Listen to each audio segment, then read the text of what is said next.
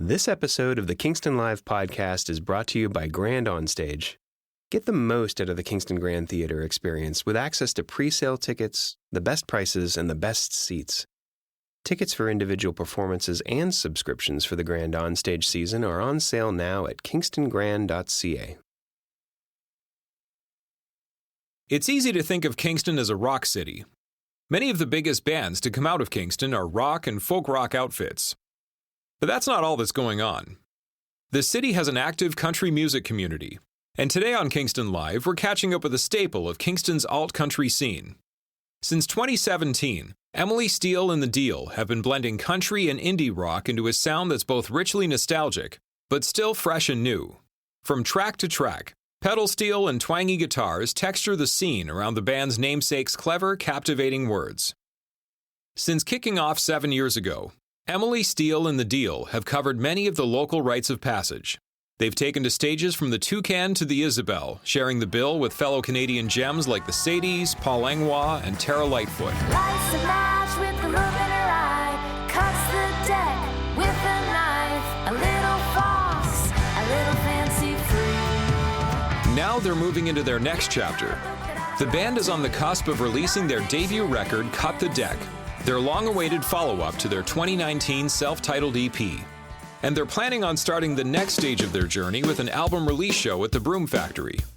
We're joined by frontwoman Emilie Steele and drummer John Irwin to talk about the band's music, the journey so far, and what it means to be alt-country in today's musical landscape.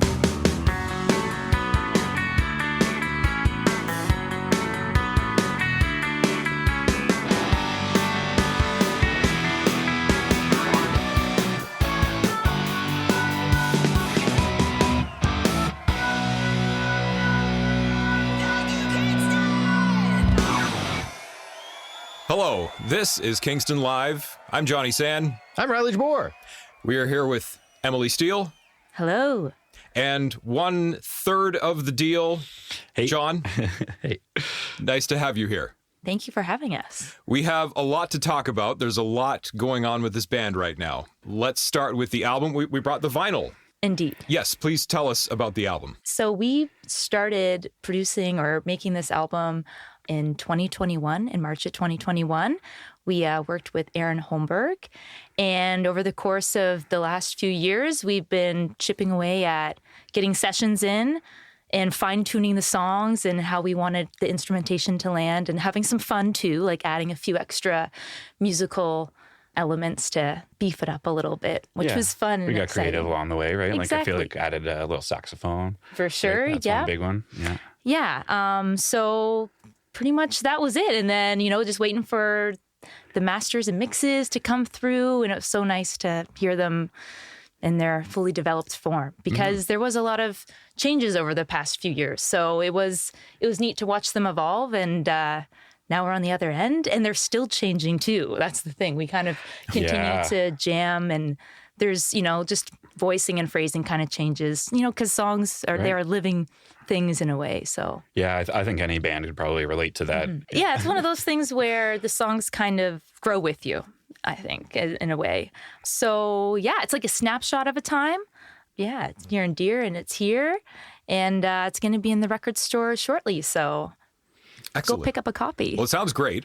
Thank you. And when I was looking at the credits that you sent, lots of folks were involved in this. You mentioned Aaron Holmberg and Shay sings on this. Yes. And Helena Hannibal, sax. you mentioned the sax. Yeah, Yes. Helena's on there too. Yeah, Shay Anderson. We have Aaron doing a little bit of musical stuff on there as well.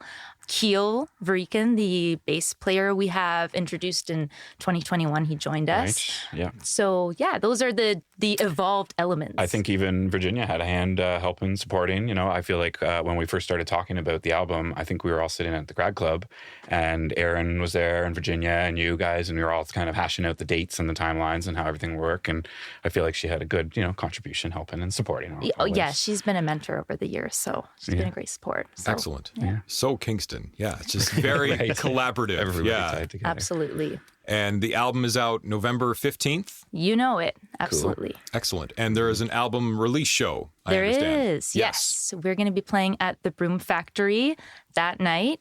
Dennis Bowman and the Wild Roses are going to open the evening off. Have you guys checked out that project yet? No. I can't say I have. Hey, No. well, awesome. We This saw is a great. them at Westport Music Festival. That's right. Yeah. Anyways, he has a great project and he's a great songsmith. So I'm looking forward to catching his set. I feel like some of his members are also intertwined with the Kingston music scene. I think his drummer, maybe Harrison is his name. Oak Ridge Ave. Oh yeah, he Oh, yeah. played. Yeah, That's right. He I was believe playing so. with him. Juby. Yeah. Yeah. He's been here Exactly. too. Nailed Yeah. it. Okay. Yeah. Yep. I thought I saw him behind. Yeah, in Down- Westport, he played for him for sure. right, Yeah. So it should be a great evening. Actually, and Megan Hamilton's also going to be there pulling some tarot cards for any of the witchy kids around there. So that's just a fun little element. She reached out, and honestly, that's the sweetest thing. So That seemed appropriate because the album is called Cut the Deck. Totally. When I remember first hearing about this band, Emilie Steele and The Deal, and I just figured the deal was like, what's the deal kind of thing. But there's all these like card puns. Exactly. Yeah, that was it was a symbol that kept on coming up in some of the writing. And when I wasn't originally, it wasn't tarot I was referencing. It was like kind of, when I shuffle a deck of cards, I have euchre nights with a group of pals, and I'm shuffling the deck, and then I always cut the deck right before I deal it out. So that was my original As it should, reference. you have to, but then since then, there's been like all kinds of other interpretations of that, and I love it. And You're a very literal person too. I think your lyrics are just scream literal, different ideals, and you always kind of see. I feel like I can really visualize all the things that you're singing, and I think that ties into that too. That cut the deck and the phrasing and yeah. Well, this is your debut full length, but it's not your first release ever. You guys have been a band for a number of years now, and you've got a couple of EPs and stuff out. What was the journey like to putting out your first full length record here versus all of the other releases you've had in the past? Yeah. So in 2020, when everything was put on hold, there was an opportunity to apply for a grant through the Isabel Bader Center, and it was the Project Imagine Project grant. So with the Imagination Project through the Isabel Bader Center, we went in and were able to lay down 3 demos, and that was foundational to the album would become. Yeah, everything worked off of those 3. I feel like we did those 3 with Aaron at the Isabel, and then that was definitely the basics. We even wondered if we shouldn't keep those 3 tracks instead of redoing it, but I believe we re-recorded them, didn't we? I think to just have all the new hands and all the new ideas in there in one shot. So we recorded the whole album front to start. And we took a few elements from that session and actually inserted them in there. There was a few guitar parts that were nice. Just kind of little Easter eggs. But I used those demos to try to apply for other grants. Not successfully, but that's okay. Like writing a grant application is good practice. It gives you your business plan, like your plan, like, okay, how do you do this? What are your deadlines? And it kind of allows you to solidify some ideas. So it was a good practice, definitely, and was foundational to our final product here. So yeah, and then we have so many other hands in on this one, being all those musicians and everybody we mentioned earlier. Whereas the first little demo we did was just you and I at Rob's place. Yeah. Soundworks. Yes, the Emilie Dealy. We did 2 tracks or something, you and I, guitar and drums. Yeah, and Benoit on a fiddle. Yes. Yeah, and then a couple years later, sooner than that, we added Jack and the baritone, and then the 3 of us did another demo, but still just very basic. The 3 of us, we did it in a recording studio over at Greg's. And then this one, I feel like now we've got so many different minds and facets and all the things in this one. So it's cool. Yeah, it's a really nice culmination of everything. You're talking about grants and business stuff a moment ago, and I'm curious because our last podcast, we talked about the union. We had the musicians union in here. Is this band more of like a hobby kind of thing, or do you really get down to business?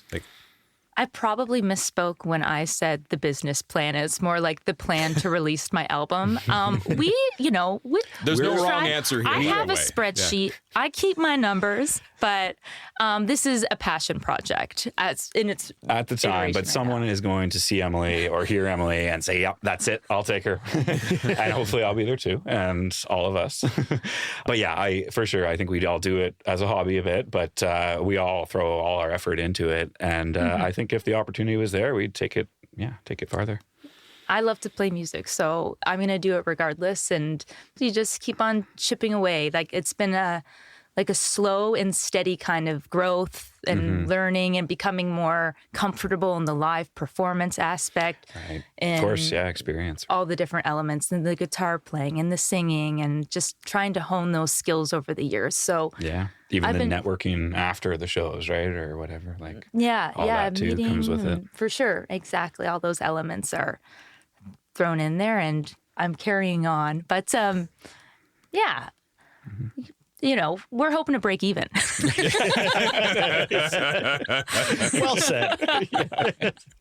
I want to ask about, you guys describe yourselves as an alt country band. And as a guy who's completely kind of outside of the country scene, I've always been curious about the definition of alt country, because it kind of seems like it's country that bleeds a little folk, or it's country that goes a little bit outside of the bounds of country. Bands like Zach Bryan or Orville Peck, or even like Sam Coffey has an alt country project now. Where does that definition live for you guys?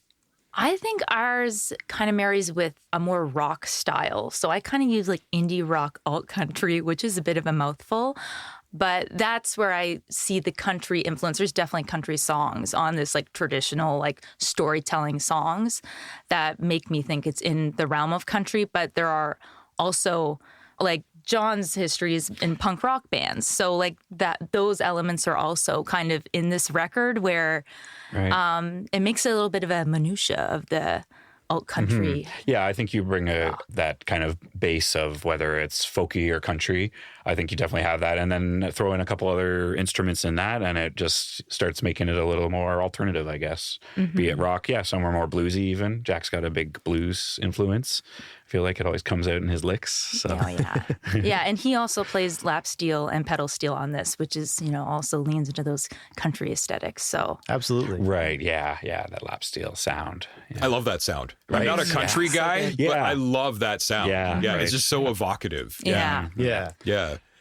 Riley and I were discussing this before you came in, and we're trying to figure out like, where is the line, because the line between rock and country has been blurred so much in the last several years. To me, it's country if there's a twangy accent and you reference alcohol a lot. Or a pickup truck. There's some tropes. We all know the cliches. Yeah. There are the new country sound is one that has those elements and those tropes that I think, people want to hear. I don't know if Because like this album, I think is neat because there is a rock sound, but then there's like Rosebush. You really lean that's into like the a country there. Yeah. And even your voice I know. has a bit of that twang in there. I know, Yeah. and I actually don't know if I would. I was like, I listened back and like, I don't think I would sing it, as I was leaning in a little during the takes there, which was a few years ago when I laid down the vocal. It's probably your natural, just your natural vibe that's coming out, right? Yeah. Like that's the same as the punk rock in me or the blues in Jack or whatever, yeah. That's how Just naturally, yeah. a lot of the early me learning guitar was like learning country songs. So it's in there. But at the same time, you don't want to be putting on a voice necessarily. But I think my vocal does have different characters depending on what the song is. I find it interesting you brought up the punk rock element, because I always find that like so many punk bands evolve over time to go to like that singer-songwriter direction. Stuff like, Frank Turner used to be in a hardcore band, or like City and Colour used to be Alexis on Fire, and like Northcote used to be like a hardcore band. And then as things kind of evolve, they get stripped away to this like singer-songwriter or sometimes alt country leaning stuff. And I feel like there's like a strange, I can't figure out the evolution of how it gets there, but it gets there so often. Funny, eh? I wonder if it's just like maturity, we're just getting older and, we can play a little bit quieter maybe. I definitely was told a few times when I was younger to just not hit so hard. And it took some time. It took a lot of years to get there. And then meeting Emilie, it was, okay, this is somewhere where I shouldn't just wail as hard and fast as possible. Maybe it's a little more calm and quiet, and that's appropriate, right? Less is more sometimes. That's the way to go. And yeah, I think that's been an evolution of some sort for sure. But yeah, weird what brings that on. I don't know. I wonder. Well, that relates to something else we wanted to talk about. So every time we bring somebody in, we have them fill out a little survey. So we get kind of some background on the band. And sometimes you get some interesting little facts and tidbits. And John, you had ear surgery. Oh, yeah. What is that all about? Yeah, just some crazy stuff, I guess. I have a couple implants in my ears, which is crazy as a drummer, but it's all worked out and I'm still here playing, so it's good. And the band supported me. They had a replacement for a show at the Isabel. Actually, it was a big show, but he did wonderfully, apparently.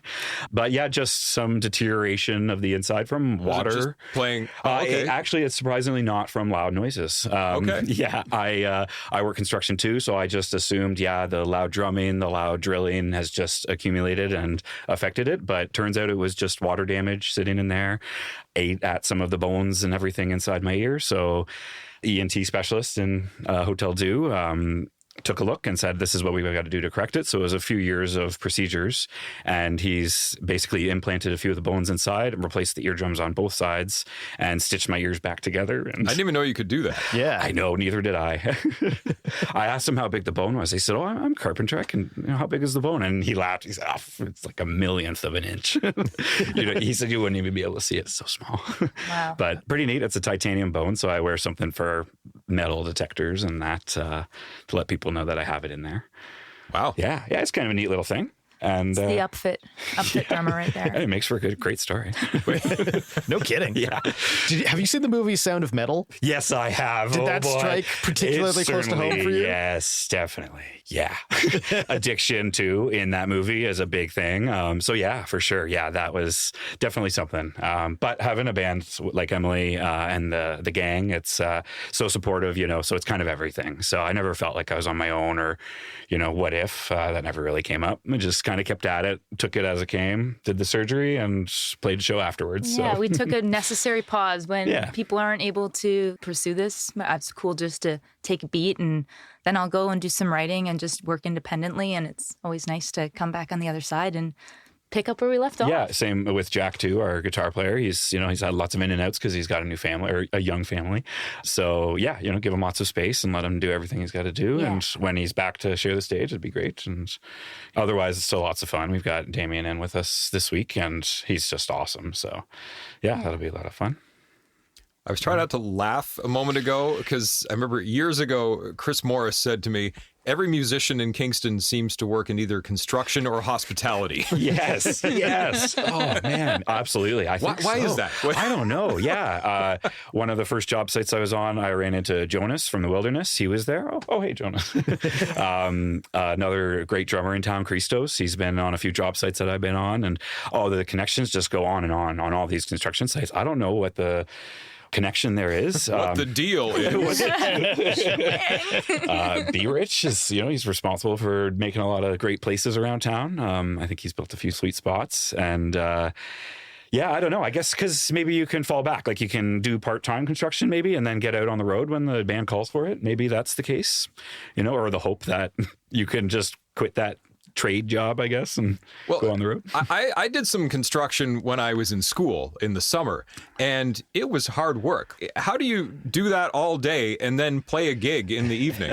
That's the thing I've always been wondering. Well, Emilie, why don't you take it? You have a very physically hard job. Yeah, very honestly, you're in the sun all the time, God. and I do groundskeeping work. That's my day job. Okay. Yeah, really. So, anyways, yeah, how do I mean, do it's it? difficult. I find We're tired.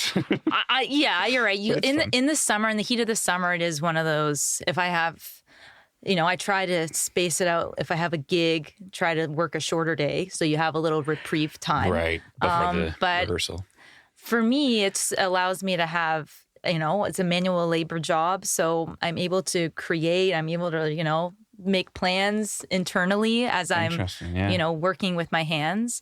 So right now it's the right balance, and that's how I make it work. Yeah, But I mean, it's not as demand. I'm not like driving nails all day. So yeah, that's okay. I mean, yeah, supportive group makes the difference, I think. We used to jam at this place just above the Glass Studio where I feel like hundreds of Kingston bands have played or jammed and rehearsed.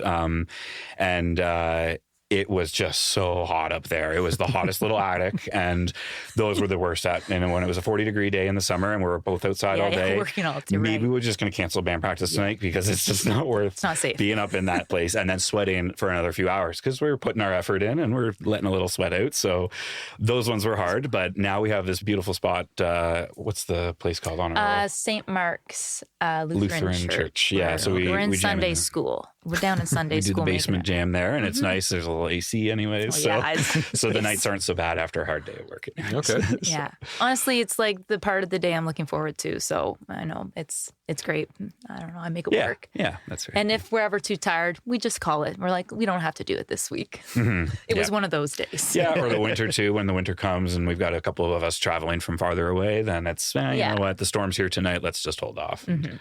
Yeah. We have like a good foundation of songs where I feel like we're tight enough where it feels good and reliable, where, you know, we can show up and make it happen now. Yeah. I think if we were offered something, we could, play an hour set, no problem. Cool. Yeah. Well, why don't we get to one of those songs? Okay, should we do the one John thought? Let's do Dog Years, because this is Kingston Live, and this is a song inspired by Kingston. In dog years, we get my dear. Does the music seep out into Berry Street? Does it sound so sweet? We're gonna dance until the dawn, until our shoes are up rock. Oh yeah.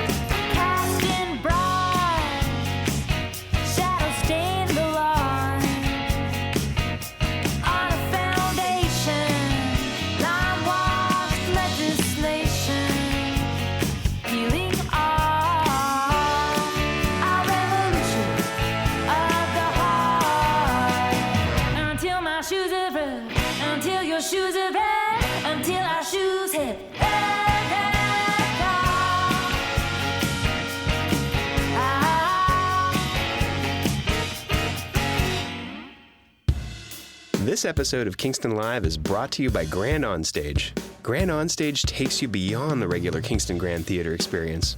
It's a subscription option that gives you access to pre-sale tickets, the best prices, and the best seats. That means you can customize your own individual package starting at just 4 performances. Want to bring friends? Subscriber pricing applies to their tickets too. And if your plans change, just exchange your tickets for another performance. Tickets for individual performances go on sale June 24th. You can purchase both at kingstongran.ca. Dog Years, great song, lots of Kingston references. And while we're talking about Kingston, you guys are featured in the upcoming film Still Alive in Kingston. What was that process like? What can you tell us about it so far without spoiling anything? Right on. Well, Jay sent us, Jay Middaugh, the director of the film and one of the writers as well, reached out a few months ago. He was like, we're looking for, a live performance. And then there's going to be a little interview section of the movie as well, where Bill Welychka was able to ask us about some of the records that have been informative to our music and inspired us. Yeah, we went and did a little interview down at Brian's Records, which was awesome. Brian's Record Option. Yeah, and then also Jay got some footage of us playing at the Buckle, right? Yes, that's right. So we got set up playing right in the front window, which was pretty fun. I kept on feeling inspired to turn around and check out the foot traffic that's going by on Princess. I was like, whoa, it's very interactive. It's got to draw people, right? When you walk past a band playing and having fun and you can really feel it, I think, come on in. Absolutely. Every time I walk past the Buckle, even though I'm not really a country guy, I'm like, that is such a cool bar. Like, I've been in there once or twice and I'm like, it's a good vibe. It is a great spot. Just the fact that you walk past the window, you can see instruments right there and you just get that feeling, okay, there's something happening there. Happening. Yeah.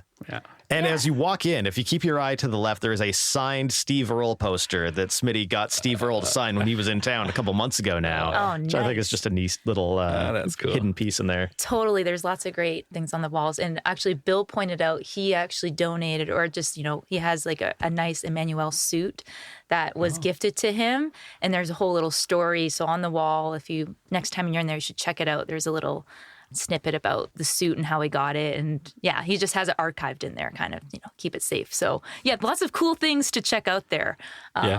Wagon wheels, neon bar signs. We're here for it. The yeehaws are going strong. That's right. About a year ago, we had Bill Welychka here on the podcast, and I told him that I feel like for a lot of Kingstonians, being interviewed by him is kind of this rite of passage. Like what I said to him was, I remember a few years prior, in fact, he's talked to Riley and myself about the podcast. We were on his show a few years ago. And I remember having this feeling of, okay, Geddy Lee and I have now been interviewed by the same person. I think I've made it. Yes, 1 degree separation. Yes. Did you have any sort of feeling like that? Oh, yeah, definitely. He's so knowledgeable. When we were going through Brian's, he had all kinds of tales and stories, and Brian did too. Yeah, it was a great night. He makes it very easy as well as a comfortable person to talk to. So it was a short and sweet little thing we did, but we met him even years ago, didn't we? We went in, for the early TV morning interview with our first EP. And that definitely felt like the big time, the lights in the newsroom and with him. It was pretty big for sure. A funny little moment, like my dad was randomly in town that morning. I was like, you should just come and check us out on TV. And then he thought my dad looked identical to John Malkovich. So he had this little segment where he brought him out. He's like, guess what, everyone? John Malkovich is here. I was like, this is the best. Paul Steele's on TV.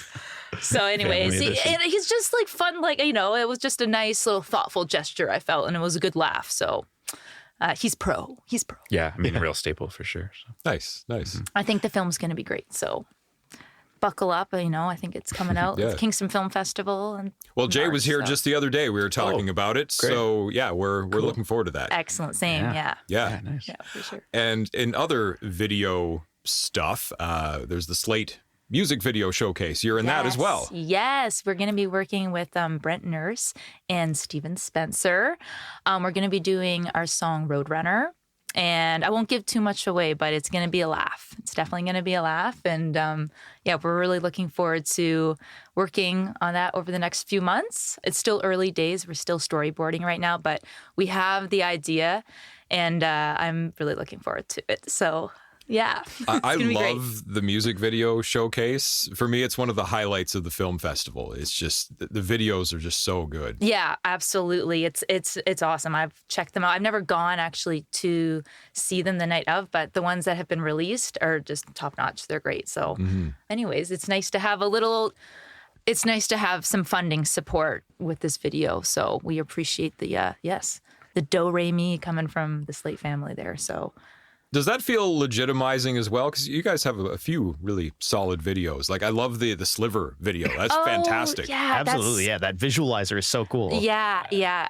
So Cecily Taylor made that for us, and she did an amazing job animating that. So many cutouts, and the amount of work that goes into an animated music video is a lot. So she did a solid job. And yeah, that was it. It's a really fun aspect after you make the songs, then bringing the visuals to it. And I like collaborating with people in that way. Like I had, a loose plan, and then, she comes back with some ideas, and then from the end product blew the top off anything I thought was going to happen. So yeah, she did a great job. And she also did the filming to the dance music video for Weather Heather. Which, I think that's my favorite video so far. Yeah, it's really... I was wondering about that too, because I've seen you guys play before, and Emilie, you've got the guitar. You're kind of stuck in one spot, right? Yeah. But was that very, like, you seemed like you're having a good time in that video. Let me tell you, John, I just let right loose. Yeah, you did. Yeah. I did spend some time making a choreographed dance. It was very simple because, I'm no professional. But let me tell you, I did appreciate trying to remember all the choreography. And I was like, wow, this is... Anyways, I kept it stupid simple, but I think it's a little quirky. That's for sure. Oh, it's perfect. But, it was a time. So, and it was nice. We just did 2 nights. It was like recording the band, and then we did the dance the next night. So... Yeah, or the following week.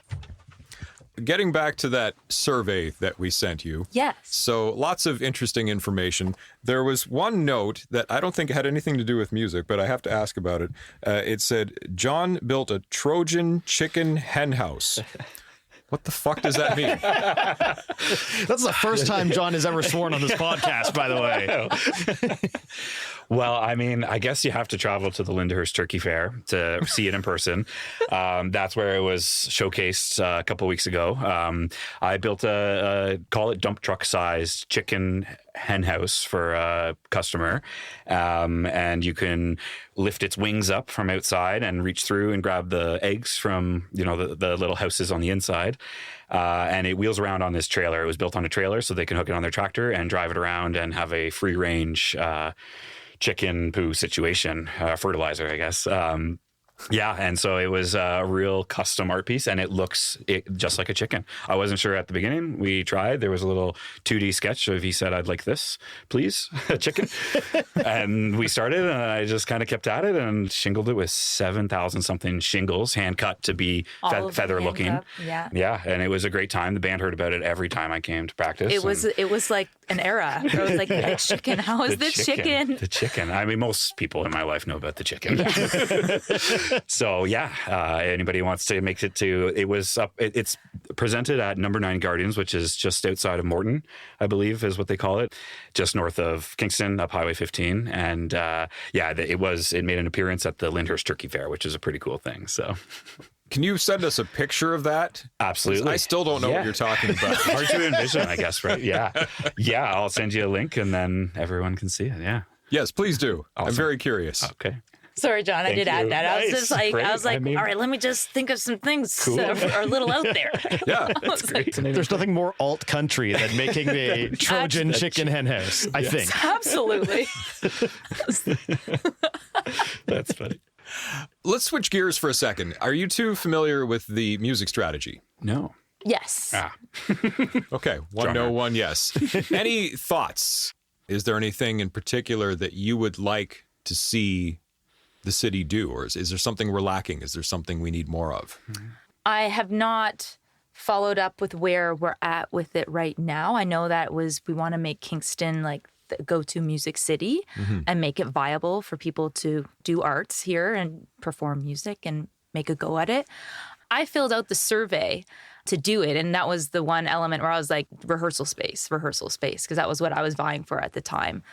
I am really happy to hear that Roswell, like that was, for us, like when we lost that loft rehearsal space, it was kind of, what are we going to do now?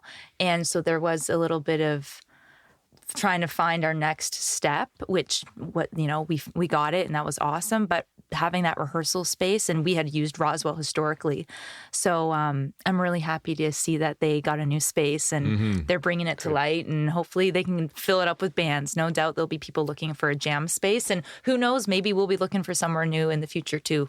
So anyways, it's just nice. Like for us, that was like a big part of, oh no, where can we make some loud noise? Because we are a bit of a louder project. I think so, for lots of bands, a lot of people always struggle to find the space to do that. Yeah. To be able to create. So There's that's definitely a need for it. Yeah. Yeah. No question.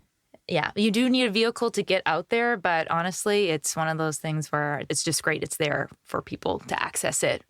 I do like the idea of giving musicians a platform and support to do what they love and what they want to do.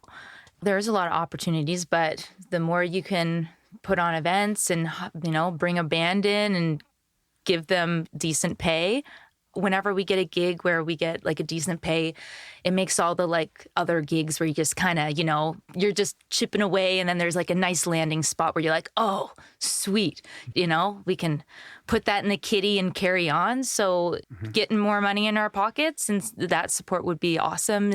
Exposing us to a wider audience as well. In Springer Market Square, I know that they did a few shows, and they bring, you get an established project and then you hook up the local bands, which I think the Broom Factory and like those shows, like, you know, they do add local support to them, which is nice because it gives you a chance to play in the city, which is it's wonderful. I feel like we played a lot in Kingston. I'm like, I got to spread my net a little wider right now. That's where my thoughts are. The Market Square thing, we talked about that a couple of months ago as well. And that's, I think Michael Broadhead brought this up. It's just a great way to bridge that gap between the more dedicated music audience. Because, you know, we talk about the Broom Factory, and the Broom Factory is great, but it's kind of out of the way and it's inside, right? The people that are there chose to be there. Whereas something like Market Square, you get more of a casual audience. You get people that wouldn't be exposed to the music otherwise. Yeah,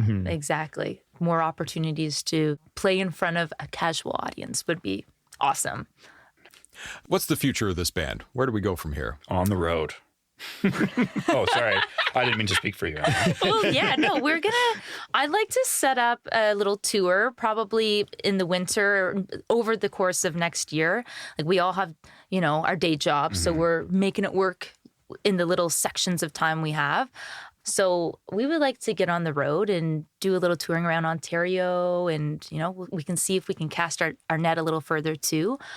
And then we have most of another album written. So we will be recording again, which I look forward to starting up and continuing to evolve. And yeah, I'm excited for the next clutch of songs. They're good. So that's where I'm at right now. I just want to finish my next few songs. Like I kind of have, maybe I don't need to go into all the details. I'm like, it is a bit of a collage, the sound of this album. There's country songs, there's harder songs.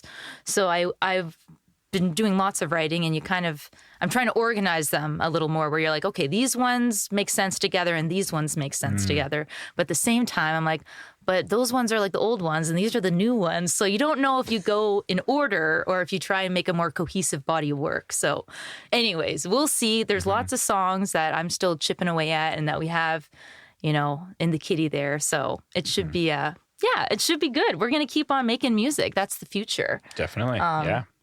At least that's the When future Jack's I'm kids hoping. are old enough, they're going to join the band. Absolutely. They already are getting, They are, Lawrence, and I keep getting videos of them playing drums. Totally. We got Not a gonna be replaced by a backup drummer. 3-year-old. This is true. He's applying himself. Yeah. His name Anne's is on also the- John. So. Yeah.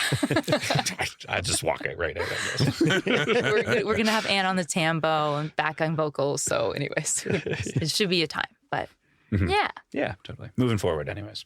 Well, we have a new album out November 15th, Cut the Deck. Sounds great. If you produce more in the future, we're looking forward to it. But yes, best of luck with this one. Thank you very much, John. Yeah, thank you so much Riley. for having us. This has been Kingston Live. We encourage you to rate us on your listening platform of choice and subscribe where possible. For show listings, artist info, and all things Kingston music, check out kingstonlive.ca. Kingston Live was produced in Kingston by Soundwise. Hosted by Riley Jabour and John Sanfilippo. Writing and research by Peter Sanfilippo. Executive producer, Rob Howard. We'd love to hear from you. Email us at podcast@kingstonlive.ca.